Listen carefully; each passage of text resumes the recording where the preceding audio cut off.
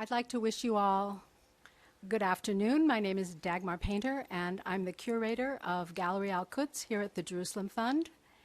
I'd like to also welcome anyone who is watching us online. And if you are interested in tweeting questions at the end of this program, our Twitter handle is @PalestineCenter. Today, we are going to bring life to the graffiti that you've seen on the walls of the gallery. We are fortunate to have speakers whose artistic and personal ties to Egypt are both recent and long-standing. Both have families with deep roots and present-day lives in Cairo. Both have been on the streets during and after the Arab Spring.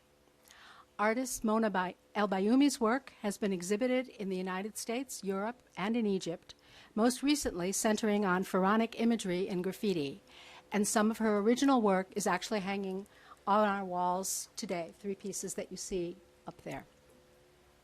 Photographer Amr Mounib has chronicled the lives of both urban and rural Egyptians.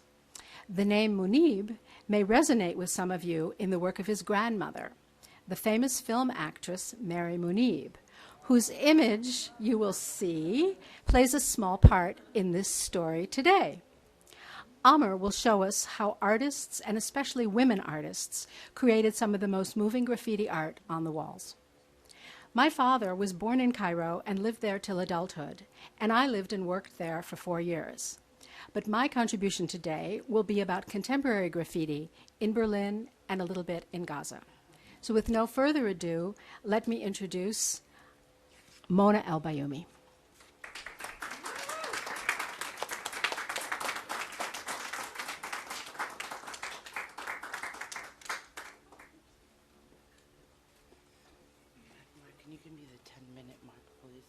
Hello, everyone. Thank you to Dagmar and Amr. I'm happy to be here, and half my family's here, so that's why there was a lot of clapping. You didn't clap? Okay. So we're going to talk about this exhibit a little bit, and my art and...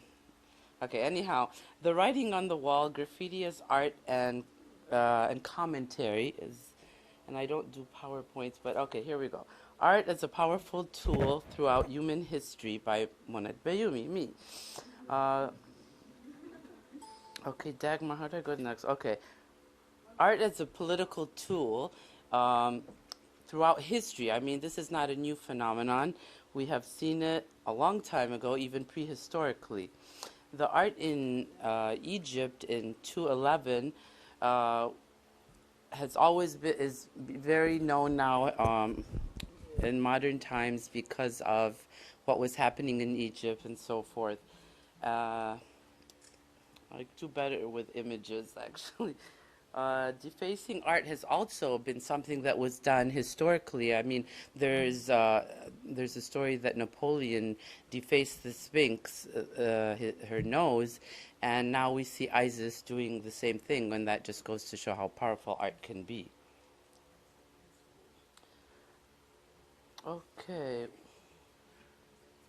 Oh, when we talk about political art, really anything is political because eating food is political, economy of how to get the food, sleeping, how long you get to sleep, and even the clothes that are represented in paintings show a time period and so forth. So in many ways, all art is political because life is political.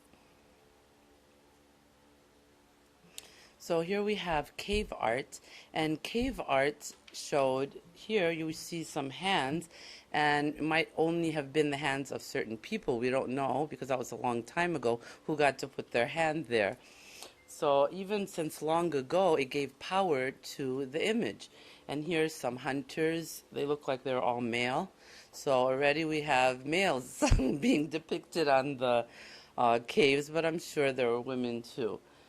And in this image, we see the human figure being a part of the animal as one, whether it's dominating the animal or just riding on it, and a part of it, and integral to both each other's lives, is, you know, to be speculated on. examples of political art and murals around the world. And I'll give a brief little introduction. I'm not an expert on this field, but as you see, I'm sure many people know the iconic images of Lenin during the Bolsheviks revolution. And here's another one. And the Soviet Union, art has always been very powerful for political expression and for governments. And even here in America, during the Depression, there's images of art, and you know, everything's not so digital now, so these paintings are so important to have. And Amr will talk a little bit more about some of the art that's been whitewashed in Egypt, and maybe it's for cleanliness purposes, and people have different images of what the streets should look at, but for me as an artist, I'm sad to hear that. So here, the New Deal of Roosevelt. That time was depicted not only in paintings but photographs that some of them are very iconic and people remember them when they hear of the New Deal, and it shows how people work the land and new industry and so forth. And then, of course, Jim Crow and segregation in the United States. Norman Rockwell's iconic painting, I'm sure many of you have seen that, and a picture does tell 1,000 words.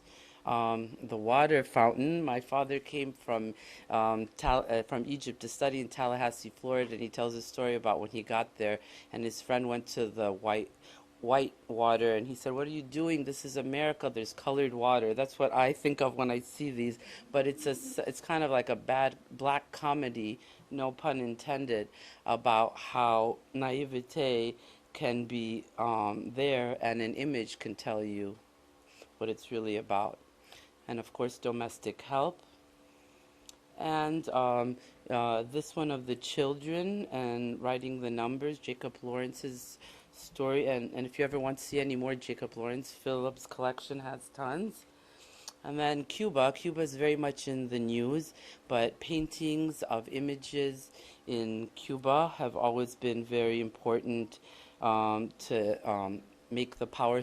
I was telling my daughter propaganda, but she said, "Oh, propaganda is a bad word," but it's just really a form of advertisement. It can be good propaganda, bad propaganda, depending on how you see it. We always hear about the Soviet Union propaganda, but even here there's propaganda, good or bad. And so here's some other images of the women's role in the Cuban Revolution. And of course, Che Guevara, everybody sees that image, and it was very much in vogue at one point when my kids were in high school. And it was kind of like the McDonald's logo after a while.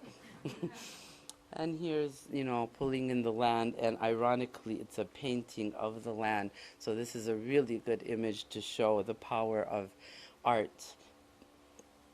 And here we are with Castro, and it will be interesting to see what the new paintings of Cuba will bring. Communist China and the revolution, also images of Mao and the people and the land and the workers were also very important. And Nicaragua during Central America and the siege of Central America. As you see, I'm very political. Of the siege of Nicaragua in the 80s and the Contras and what happened there. And you can look at these pictures and say, wow, these paintings and say, wow. And now it's even, you know, we can see what's happened now with the drug gangs and so forth. So when you see this, you see the steps that led to this. And sometimes artists, not to give us too much credit, but we get to, because we're free and we don't have a payroll from people, usually we get to do whatever we want and show what we want, so we don't censor ourselves as much. So we can show things that maybe a paper might not show. This is a town called Estili in Nicaragua. Maybe Lucy Murphy knows how to say it better. Esteli, which was they supported the Sandinistas very much, and they have a lot of murals. And then, of course, South Africa. And this image, I'm sure many of you, especially the older people, know this image. We grew up, Michigan State, where I grew up, was one of the first universities to divest from apartheid South Africa, and as Philip Farah knows, a lot of people are divesting from Israel, even universities now. And the women's role, I remember seeing this, I don't know if we had the poster at home, but another image of really of occupation and violence and colonialism. Now, the great painter Najil Ali, who Dagmar has curated a show for him here, he's a very well-known cartoonist, political cartoonist. Somehow when you say the word cartoonist, I don't think it does it justice, but he's an incredible artist, and he was so powerful that he was actually murdered. And his words, I mean, everybody would look in the Arab world for his images, and they told, I mean, you didn't have to read the article, you could just look at the image and know what's going on. And this one shows the relationship between the U.S. government and Israel and the billions, you know, that they give, which probably will be less now. And even Henry Kissinger is now saying, you know, it's the beginning of the end because they don't need them as much. And the occupation and siege of Lebanon, and this girl's being pulled away, and Naji Ali has Hanzala, who's a figure and is always shown usually with his back towards the viewer to bring us in, so that's very engaging. And here he always used to make fun also of the Arab leaders, so that's probably why he was murdered, the corrupt Arab leaders who are also, this one doesn't show it, but they're sometimes shown as slugs and like they have no morals and they'll just do whatever. And oil was a big, you know, it's always been a big thing recently. And this Israeli jet and showing noose, what's it called?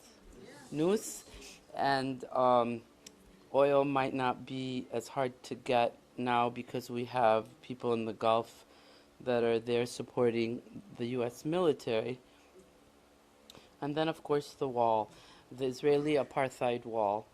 And that has been used as a palette. We recently went, our family, to the Nakba Museum, which is in Columbia Road, and one of the artists was saying he's from Tahrir, which refugee camp?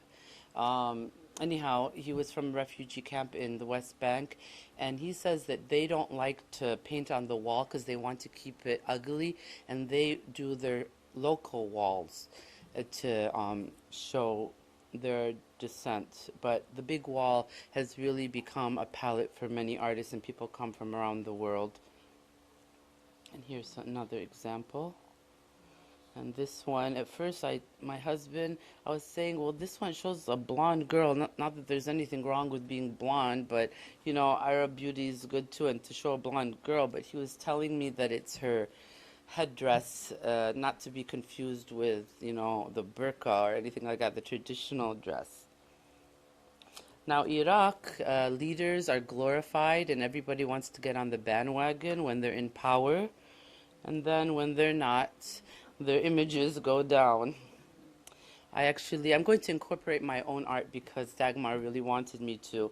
And this painting is dear to me in a very awful way.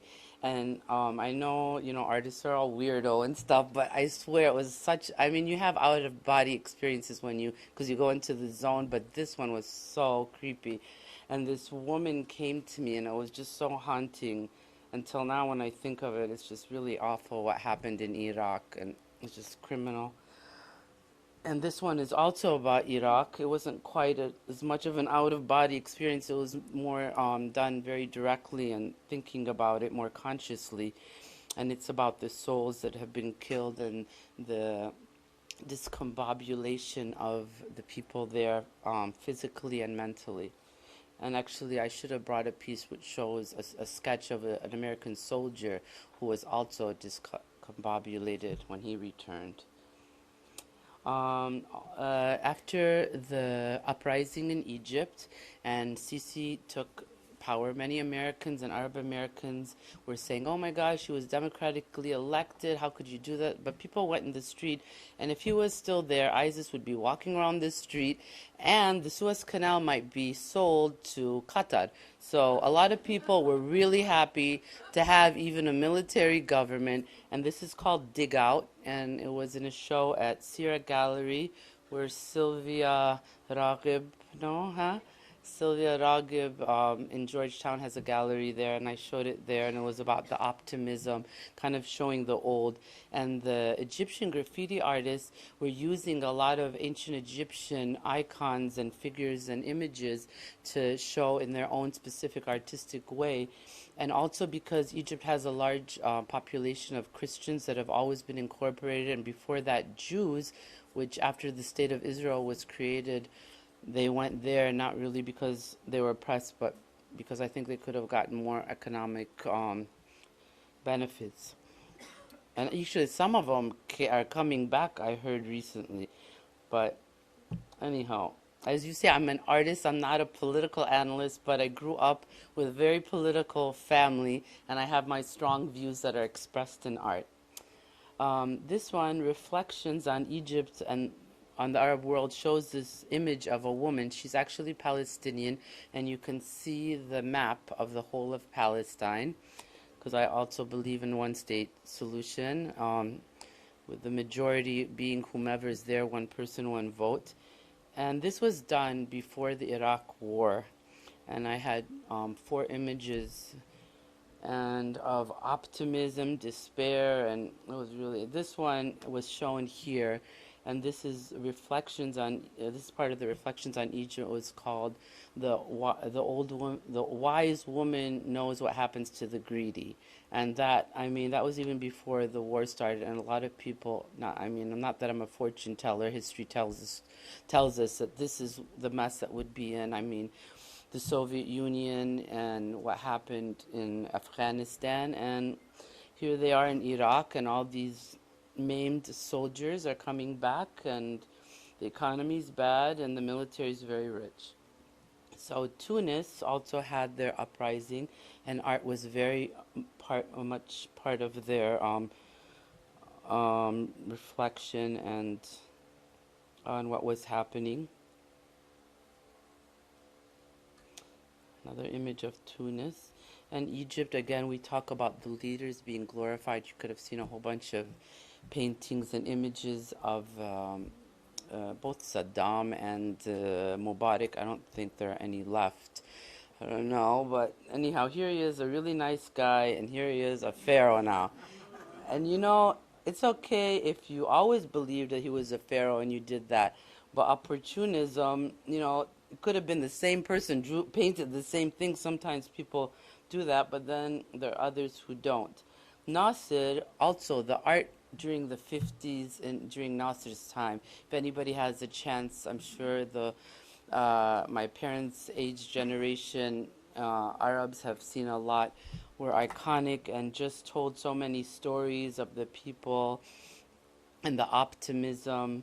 And no matter what you think about Nasser, he did a lot of good things for the people and education and the infrastructure of Egypt, even though it was a military regime. This picture was taken near the gallery where I showed in Egypt in Zamalek like a year and a half ago, and this man was just on his bike, and everybody's so optimistic, not to glorify Sisi or anything, but they thought, oh my goodness, maybe he's a new Nasser and he will be helping the poor and some social services will be back in place. And it's yet to be seen. And here he is, very happy to have Nasser's picture and to show that there's optimism in the air. And this one is my depiction of, I left when I was 4 from Egypt, and I keep wanting to go back. 9/11, I want to take the kids. My parents told me you can't afford it because you have to have all your children in private schools.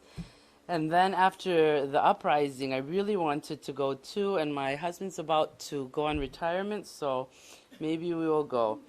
This one This one is genetically modified spring, and this was after the spring and Morsi came in power. The flowers were wilting and people were not smiling as much. There was a lot of violence, and a lot of people speak about the violence from the military, and there was some, but not a lot of time. Okay, but the Muslim Brotherhood was doing atrocities that maybe people didn't hear here. Okay, so let me go on. This is another Arab Spring, and I did some subliminal seduction ones where I incorporated images in a very flowery way, but if you looked further, they were there. Here's something on a billboard in Egypt, which I made into a photo just the way it was because the dollar was starting to go down and Egyptian currency was getting better. This one is about drones in the world. This was about Pakistan. This is women looking at the other, and the Western woman looking at the Arab woman, and who's more oppressed and who's covered and who's not. You can choose who's more oppressed. I don't know. It's different cases. This one shows the food container and feeding the Egyptian people. These are from Tahrir, images of Tahrir during the uprising, and here's some graffiti. Amr will go more into it. And again, the use of ancient Egyptian images. This is a photo that I took. I wanted to get it right at the same angle. I'm not a photographer like Amr. I just have my little thing, but I, composed it in my little area. Technically, it might not be perfect, but it shows Talat Harb Square with where a lot of the demonstrations were, and my parents live. And a crane I thought was an ideal image to show in the background to see if Egypt's going to grow. This one is about what goes around comes around, and really what the U.S. government has done is, now, they supported ISIS, and on Reuters, my brother was telling me that the Pentagon recently did say that we did fund them, so it's not some wacko radical saying it. It was Reuters and the Pentagon. This is these papyrus going in a direction to show the power of Egypt and celebrating Egypt. And this one was done about this spring, and just kind of the flowers are just being put upside down and people are pulling them. And this is on Morsi and getting aid from America, and he was their man. It's called Morsi, he's our man. If he can't do it, no one can. And this one is ancient Egyptian figure when the Muslim Brotherhood took over, because they might have gotten rid of the pyramids too, but thank goodness the pyramids were put back. This one is on the streets of Egypt just a year ago, and it was about Raba'in, which is a place where they say that the Muslim Brotherhoods were massacred and so forth, but you see that there's an American flag and the propaganda about what was happening, and kind of not telling the whole story. Another one about papyruses, and this one is about Jaffa. It's called Sunset 2048 in Jaffa, Palestine. Let's hope it's true soon. I tried to emulate the street artists by doing raw canvas, because I wanted to go paint in Tahrir, but I couldn't. And so I did it on raw canvas without stretching it. And this is another one of birds protecting the egg, the motherland. This one, which is very similar to this one but not, it's a smaller piece, is about aid from American government, and how the bird Hathor represents the west, where the sun sets, and there's some representation of ancient Egypt.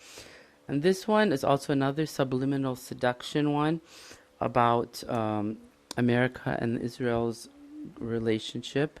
And there's this tiny little Israeli flag and Israel in there embedded. And this is also about Arab Americans, and how when 9/11 there was lots of opportunism and a lot of people wanting to go land for homeland security and so forth. But I can't judge, not to judge, because I'm an artist, I can do whatever I want. This is the chess game, which is, I think, a good way to start ending. The chess game, the world chess game that's happening right now. And one day, the allies are changing every day. You don't know what's going to happen. Libya, he's a great man. Then he's not so great. My father here, I had to get this. I tried to get it alone, but it said Iraq, Syria, and the prize is Egypt. This was part of the plan in the government. I mean, it's not something that he's making up. It was in Time magazine. This is Syria. Kind of nice image of him, but then not so nice. And then there's one here of Sisi, so I thought this one would be interesting, of Assad. And of course, here in America, political art is also shown. Here's the Occupy Wall Street group also used art, and shows the big banks and so forth. This one about immigration rights, art is used for that, and I know I don't want to take more than my time.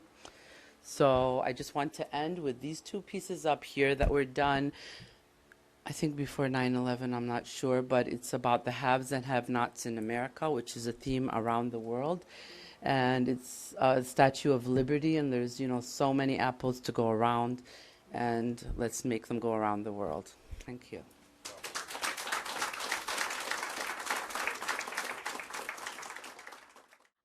Our next speaker, Amr Mounib. I've got two of his artistic photographs that are in front of the podium that you can see. Amr works in journalistic mode and in artistic mode. So he incorporates images that he's taken of Egypt and Egyptians in terms of what's really happening in daily life and in the imagination of his incredible love of Egypt and its history and its sensibilities. And that's what he shows in the artistic photographs. I'm going to turn it over to Amr right now. Thank you.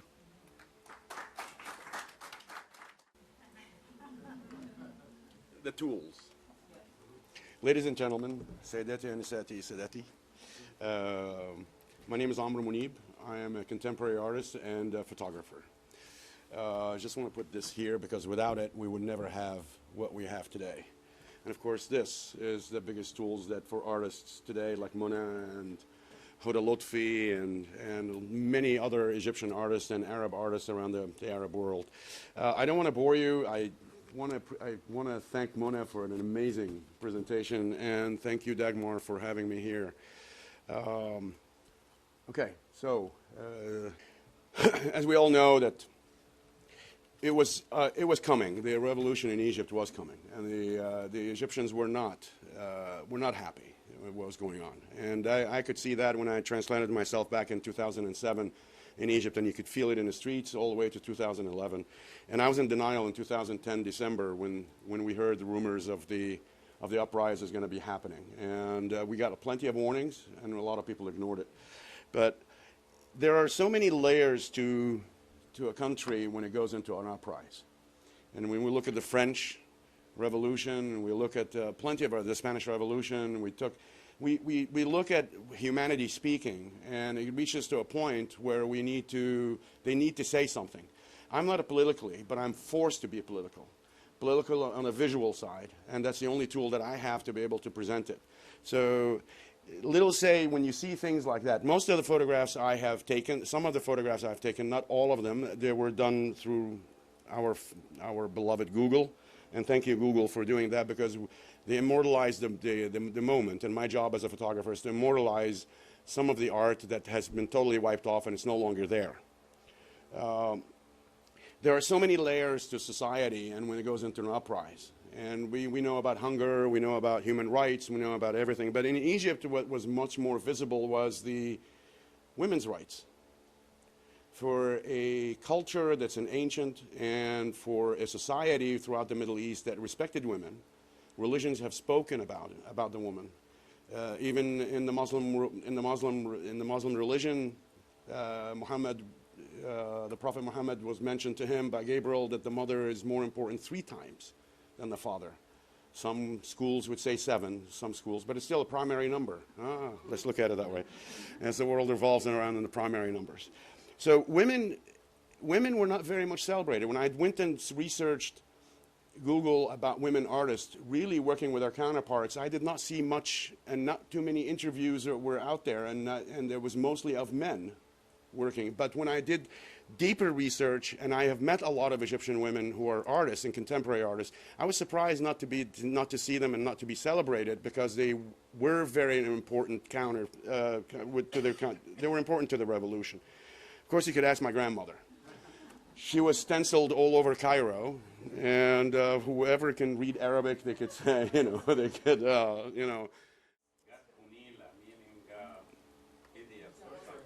Right. The way Mary Mounib says it is unique. Yeah. And I've heard it so many times in her kitchen. But I was proud that my friends were emailing me these and saying she's all over Tahrir Square, and we're with you on that. That made me move. I mean, sincerely. And I was down there in 2011. The first image that I'm going to open up with is the woman.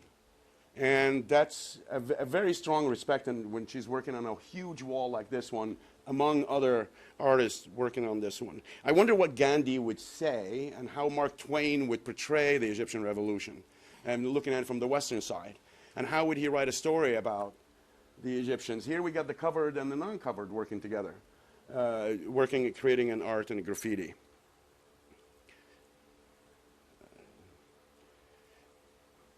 Here we have the young boy looking at her and just like in awe of what she's doing. So when we examine the graffiti art and what is graffiti art and when it was born, it was really, the modern graffiti was born in the 60s in New York City. So in the land of democracy. It was done, as we all know about, it was used in metros, in the train system in New York City. It has a social impact. It has a message. It reaches to a point where people have to say something, and if they cannot be heard, they will use something. In the evenings, they will come in when everybody's sleeping and the police is not around and the streets are empty, and they will put it up, and we wake up in the morning and we have it. A dear friend of mine who graduated from Georgetown Law not too long ago, cum laude, is writing a book. And he called me up from Italy, where he's fortunately sitting down in a vineyard writing his book. And he asked me to photograph graffiti in Washington, D.C. And that was just a few months back. And I drove around Washington tirelessly, northeast, southeast, northwest, everywhere. And there is no graffiti. Disappeared everywhere. 10 years ago, we were covered in certain areas of Washington that now has transformed. We have the H Street area now, that we have the metro coming through it and everything else. So the city has transformed. That means the society has transformed, and the culture of Washington, D.C. has transformed. And because of, yes. So I couldn't find it, so I wrote him back and I said, I'm sorry, I can't find any graffiti. We could research and find some other, maybe some Associated Press or would do some research, but I cannot take photographs of graffiti because there's none, in that sense. The Egyptians worked tirelessly, and during the revolution and after the revolution, in the transit period. And the social impact is very important. People did stop by and looked at it, so the message was across. And to continue this, you could see that in this photo, for example, working and the revolution is happening. This wall has transformed maybe like 6 or 7 times. It's been erased, and it was eradicated again, and it was erased, and it was put up with another piece. And we can see the transformation of this wall by different artists happening here. You could see the white that has erased all the previous images of this, and they put up something different. And it was very quickly to do that. So the message and the impact on the culture and the society by graffiti art is very important. And we should not disregard. So when, mind you, if you see graffiti in your neighborhood, something's going to happen. So be careful, right? Move out or, or close your door. And the message is there. The impact is there. You could see that. The onlookers are coming by. They're looking at it. Everyone was working hard, tirelessly. This is a very famous one. Working on the bread is very important. And this is the sad panda. Funny, a panda makes it to Egypt. Of course, we all know about these martyrs that occurred, and this wall has been wiped off so many times.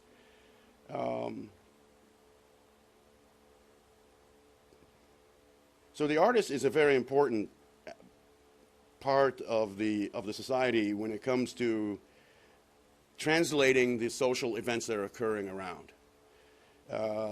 Whether it's human rights, whether it's women's rights, whether it's hunger, whether it's economy, whether it's environmental, you know, we touch on a lot of different things, and we try tirelessly working.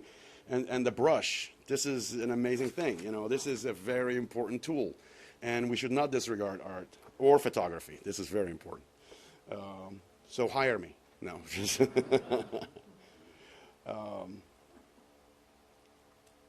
I'm very proud to meet a lot of the different Egyptian artists there. And I met a lot of Middle Eastern artists as well, too, in Dubai and in different art fairs around the Middle East and in Cairo. From Khaled Hafiz, Huda Lutfi, Samia, you know, there's huge number of contemporary artists that we need to celebrate, and they actually did their part on the streets of Cairo. And they were gassed, they were beaten, they were all kind of stuff, and they've seen all different transitions of those things, and yet relentlessly they still do art, and they still work hard in doing that. So my toupee is off to them. Here's something that I really like. It says on it in Arabic, it says, you erase it and I will redraw it again. And that's exactly what happened. Within hours after they erase something, another goes up in Tunis, and they're celebrating the whole Arab Spring on that bridge. And it takes a different transformation all the time. The same area takes, so this is a beautiful one in front, and it says a lot of writing on it, and this is what happens to it afterwards. They come and erase it again. They work hardly in putting it back something else in there. So graffiti art is always transforming. It's always, during the revolution, it's always transforming, it's always moving forward, and the artist is the culprit. Oh, you criminals. I love what they do, though, don't they? Here's another wall that was washed out. And now you see the different symbols that are being used in there. That's Tahrir Square. They erected a canvas there for everybody to put something on during the 11. Here's another one that's being worked on, and the final result would be this. Here we use the iconic. We could look at the women iconic. These are all actors from the 40s, the 50s, and the 60s, and they were figures. They were not covered. With all respect, the women were very much respected. I come from a family that actually all women are in control. They're company owners and CEOs and theater and everything. So the matriarch is something that we know that we have to respect in our family. And if you don't, you'll starve. Here's a depiction of Suzanne Mubarak. That's a different look of how women were also being portrayed. Women again. These all disappeared. Everything disappeared. This one says kida, which means how a woman would hide behind a mustache. Is that okay? Is that better? That they have to hide behind the mustache. Of course, we don't have to. No comment about this one. We all know about the blue bra and the symbolic how it evolved from a photo and from a treatment of a woman to this. It says on top of I will never forget you, lady. مش هنسى يا ست. So I will never forget. That art has transformed a lot. I'm not going to elaborate on it too much because we all know what it is. And Sitt al-Banat, which means the women, the women of ladies, and this was a movement actually, another layer to by women to go out and revolt. And so this was stenciled all over Cairo. Of course, the use of comic heroes being portrayed as a woman who was very angry in the streets of Cairo, you could see that.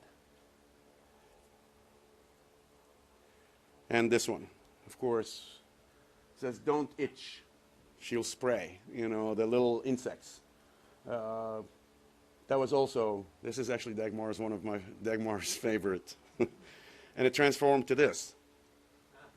So it took different shapes all around Cairo, and the same artist did it in different ways. And of course, this symbolizes the Egyptian flag, which is the red, black, and white. And that's why. Sorry? What year? This was between 11 and 13. And of course, we celebrate the mothers of Egypt.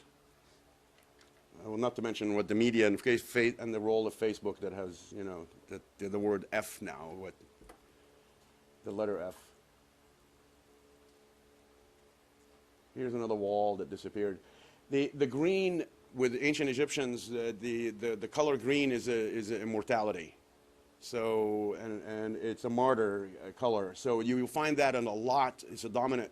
The green is a dominant color within all the paintings during the revolution and the graffiti, and that was kind of the influence of ancient Egyptians on the Egyptian artists and the graffiti artists. You can see that this one is done by a male gentleman by the name of Ala.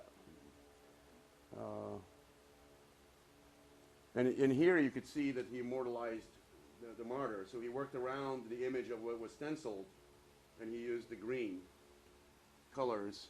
And he never wiped off but this was a washed wall. So this is another building that we've seen earlier images on, and this is what's happened. They came back and redid this one with an ancient Egyptian style. Of course, I don't have to mention anything about unity between Christians and Muslims there and the respect of that. I've witnessed in front of the TV, the television building when I was down there in Tahrir Square, the Christians actually blocking the military and having the Muslims to pray. So excluding the politics, unity has always been part of Egypt, and the tolerance in Egypt for religions have always been there, and I'd like to see it happen again. Don't quote me, that's not a political campaign that I'm doing. It's just a human rights. But I really like this one. There was a lot of this the Christian symbol and the Muslim symbol floating around with gold and different things, and we've seen these different iconic images. But I like this one because it's an Egyptian flag also. It's the red, white, and blue, red, white, and green. The blue comes from the American side of me. So, and of course, I think I see the name of the artist here for this one.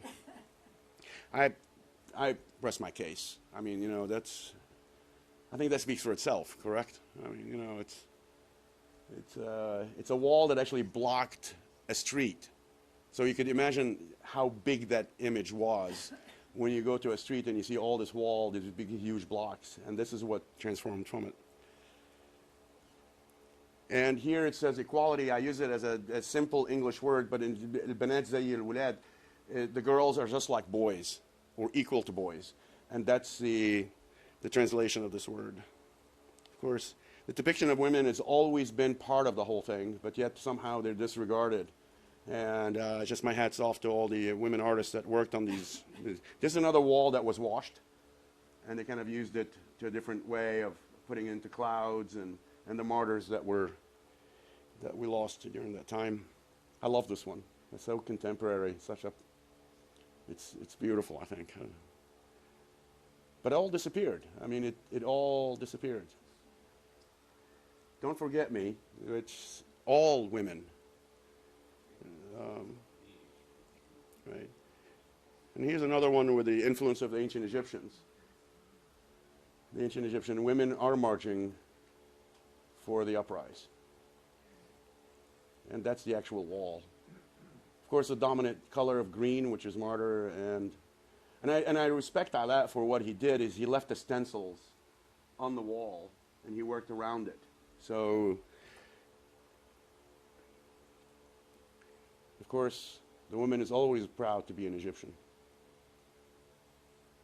This was taken about a few months back when I was in Cairo, and that's what's left really under the bridge, and everything else that's happening now. I couldn't find any graffiti anywhere in Cairo or around Tahrir Square anymore.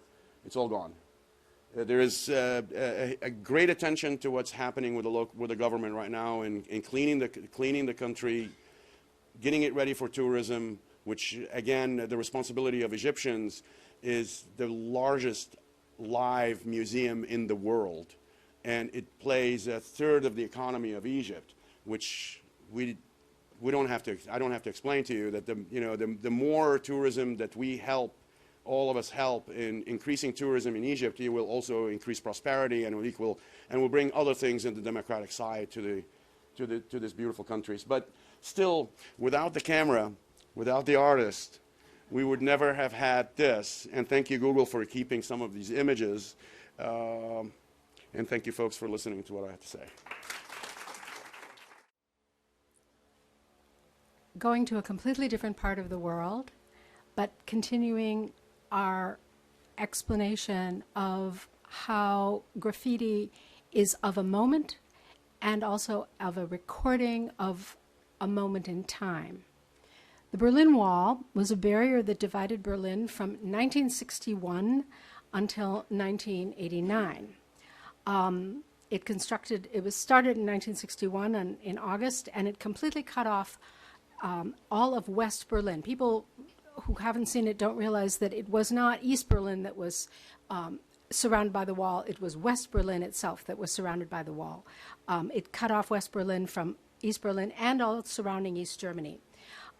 The official demolition of the wall began on 13th of June, 1990, and it was completed in 1992.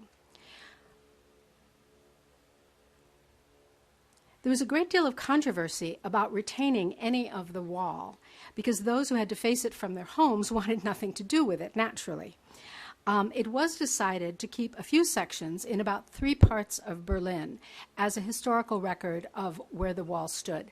All of the remnants of the wall that were taken down are memorialized in Berlin by small pieces of granite that are placed into the ground on the site where the wall actually existed. So if you're walking, you look down and you see a black granite piece about 2 inches by 6 inches. That was actually where the wall was standing at that particular point. But there's very little of it left.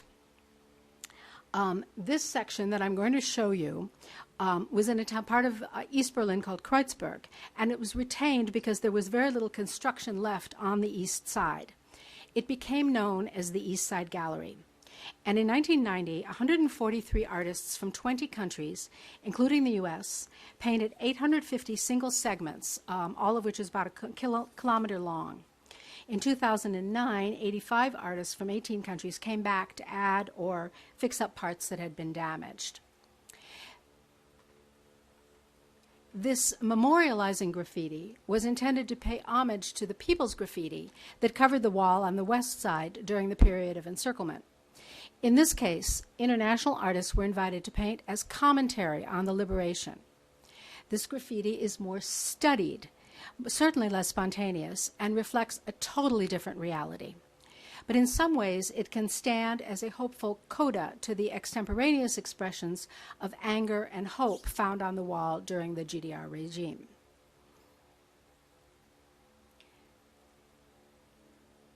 This is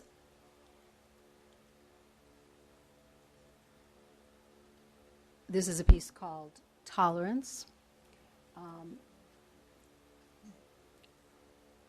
This is a piece from an American artist, Mary McKay, called Many Small People. Many small people who, in many small places, do many small things that can alter the face of the world. Curriculum vitae, all of the years of when people were escaping. We are one people. This is a thing that came out over and over and over again. This was a German artist. Escape was done by a Russian artist. Freedom by an unknown artist. This is some Arabic graffiti in Germany. There are, at the moment, a number of Palestinian and other Arab artists who are living in Berlin and are exhibiting in Germany, and there is a sort of a strong, I don't want to go so far as to say pro-Arab, but certainly an interest in what is going on in the Arab world, especially in terms of art that is being exhibited in Berlin at the time. This is sort of a segue into some of the graffiti that one sees in Gaza.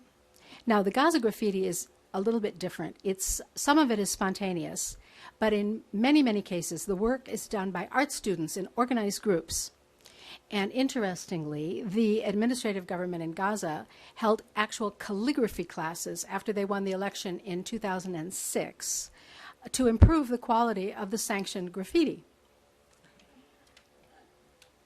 Today, there are organized groups, such as a group called the Boys and Girls, who, after the recent Gaza war, found so few walls still standing that they created a 30-meter-long canvas, kind of a mobile graffiti wall, on which they painted their personal stories of the war. And this wall is moved from place to place in order for everyone to be able to see and witness the graffiti.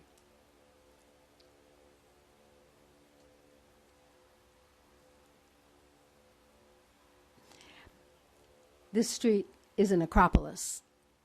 No commercial graffiti.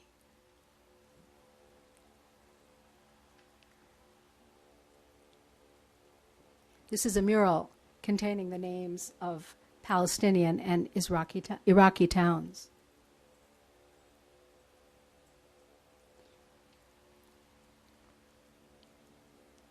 And to conclude, I'm going to show you a couple of images of Banksy, the graffiti artist who went to, these are actually from the West Bank, and he decorated the wall with his irony. But the interesting thing is that he snuck into Gaza last year and created a number of images, which I have actually over on the side wall over here, 3 on the far left. And one of the most important of those images is the large cat. Banksy created a YouTube video, an ironic travelogue, asking people to visit Gaza as a tourist attraction. And he painted this cat as part of this travelogue because he said that the majority of viewers on YouTube only watch cat videos. And so the cat was the thing that was going to hook them into seeing his images of Gaza. I want to leave you with this thought. The Arab Spring graffiti is largely gone from the walls of Cairo, as we've seen. And any images that we have of it are truly a snapshot in a moment of time. The same applies to the original Berlin Wall images. And there's so many other walls. Think of the peace walls erected in Northern Ireland, for example. But whether formal artists or informal sprayers of paint, thanks to the technology that exists today, graffiti artists can make holes in the walls that cannot be erased and that can be seen as resistance far beyond their physical boundaries. Thank you very much.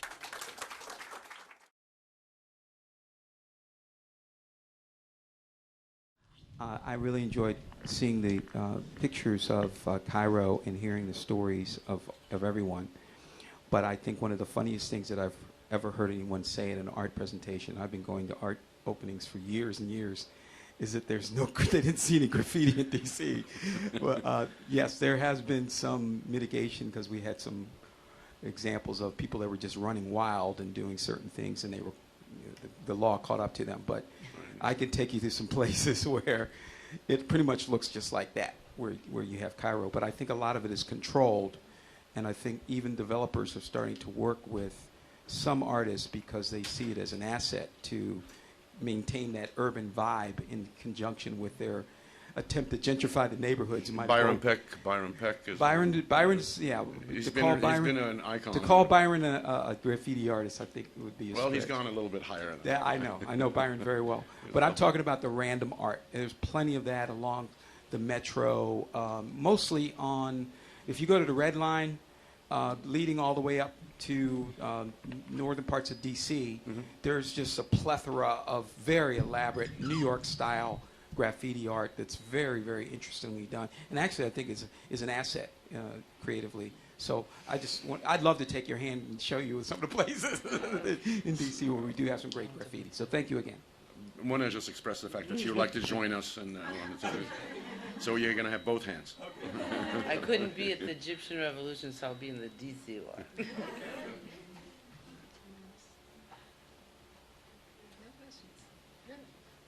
Any questions?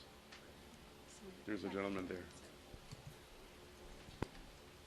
I just wanted to say, while the mic is going there, that Dagmar just put my presentation and Mona's presentation into such beautiful words. And one of the hardest things for an artist is to be also an eloquent speaker. So we need people like Dagmar as curators to kind of coach us.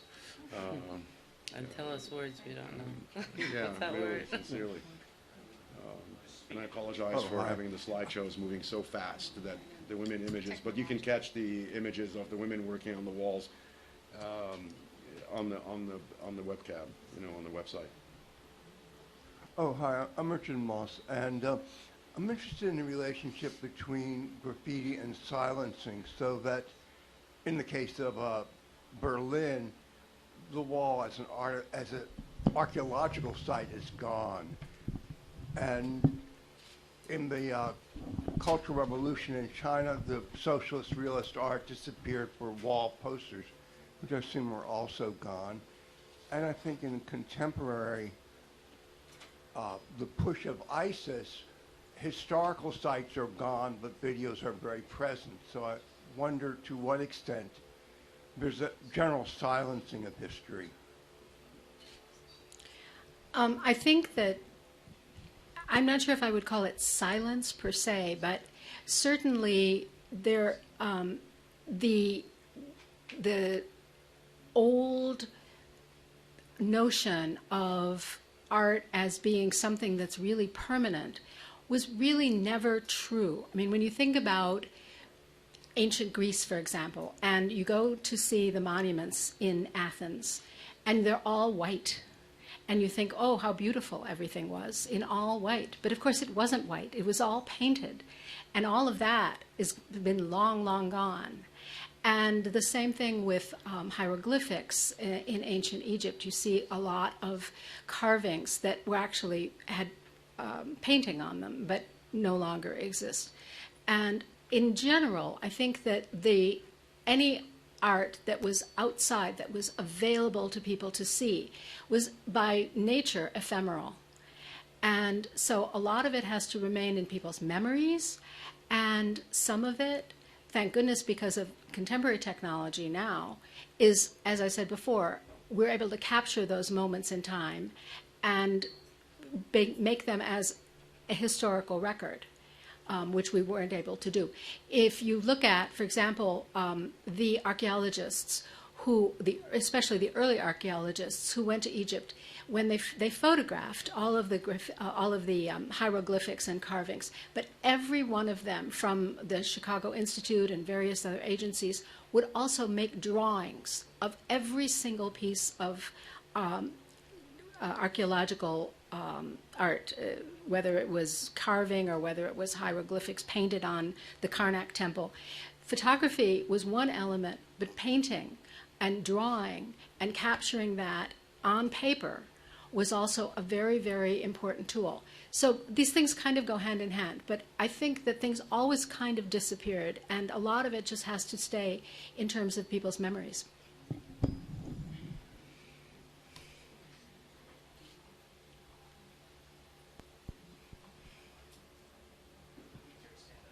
Amr, thanks for the presentation, and to all three of you for great presentations. Specifically to you, I was very impressed by the quality of the art that you photographed during the Egyptian Revolution. And kind of the burning question I have is, do you think that art actually aided and abetted that revolution? Did it play a real role? Was it merely illustrative, kind of a byproduct of what was going on, or did it really help bring about those changes? Did it really change the world? What do you think? I think it's a great question. Art was on a large scale played a large role, a big role in the social impact and the cultural impact itself on the Egyptian Revolution. I don't know how Tunis, we all attribute it to the Arab Spring and to Tunis, of course, but I don't know how it played there. But being in Egypt from 2007 to 2011, and then onward afterwards, continuously, the artists were talking. The artists, trust me, we had gatherings in studios where people were talking about the King Farouk's days, and their art was reflecting on that. Their contemporary art was being exhibited around the world in Berlin and London and Paris and in Abu Dhabi and Dubai, around the world, in India and Japan, was speaking of that, was speaking of the revolution. And so consequently, I think it did reach the masses. Having such a very... motivated the masses to go out on the street? No, I think it was it had a large role in getting that. It gives them a little bit, it empowered them a little bit more. But I mean, when you get an uprising, as I was saying, it has a lot of different layers, and it has to be cause and effect. So it's justice, it's equality, it's hunger, it's it deals with a lot of different things. For a population to revolt, it takes a lot to be able to do that. And part of it is art as an expression. And I don't want to disregard the artists. I mean, I'm loyal to the artists, and and I'm loyal to the contemporary artists of the Middle East, to what they do. But there was a huge amount of discussions that were going on in studios about that, about actually going out in the streets and doing it. And I wish I could do that. And they, for that little bit of window, they found time where they were not being monitored, and they actually put it on the walls. But yes, I think I could attribute art to that. It did help and empower the people as well too. I could definitely, because the sooner it went up, it was erased, and it went back up again. So there was, like, if you X-ray a wall, you'll probably see 3 or 4 different layers behind it. That's a whole different discussion by itself, though. Those who are following recent discoveries about how the brain functions, I'm relating to that question, would know that very simple tasks performed by a human being is very difficult to dissect the motivation and the desire and the decision to do it. So it is a very difficult thing to answer, and sometimes apparently trivial things on the top of the basic things that motivate people to anger. I wouldn't call revolt, because I do not describe what happened in Egypt either as an Arab Spring that was coined here in Washington, or a revolution, because it was a people's movement in the street. Second thing is that artists are not a homogeneous body. There are artists who express themselves. I mean, you mentioned some artists who are happy with the Farouk's day, forgetting that during Farouk there was British colonization. And so, as I know many artists in Egypt, there are many different political orientation that is reflected in their art. Thank you. No, it's respected. Respected.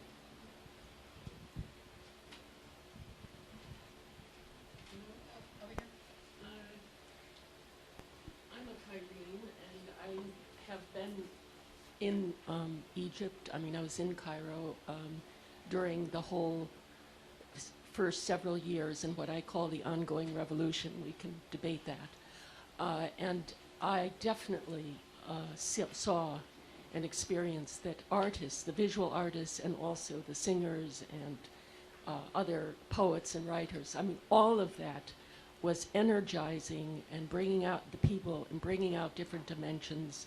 And I think it didn't, to some extent, it was part of a whole stream, I mean, cultural production that fed into the political uprising. It's very complicated. But I think that the artists, the visual artists, were extremely important, and the visuals were all over the place. And the only reason we see them gone now is because the government has stamped out and forbidden writing and any kind of portrayals on the wall. So it's like Northwest D.C. No, thank you for helping me kind of express. But there are so many different layers to this. This is a whole different conversation and a whole different exhibition we could talk about. But it's a great question. You obviously moved some people around here for that. So, but thank you. Thank you for sharing that with us. Because I think we'll have one more question and then Can I just ask you about your shirt? oh, yes. oh yeah, it's a picture of two Egyptian kids in Tahrir Square during 2011. It was the first 2 days, and the Washington Post article that said, I was so proud of it, says in 18 days. So I just superimposed the two together. And I used this type of material to wash it out, just like a graffiti that gets washed away. So it's it makes you look at it, more than anything else. So yeah, I think the flag, that was one single image of that. Yeah, one of his photographic images is But there. the young girl is actually, there's a whole story behind it. I could tell you about it later. But I liked the sister because she's not covered. They were in Tahrir Square waving the little flag, and the boy is like 4 years old. Well, I want to thank Mona and Amr for the incredible effort that they made in putting this presentation together. And thank you all for coming and watching it. Bye-bye. Thank you, Dagmar.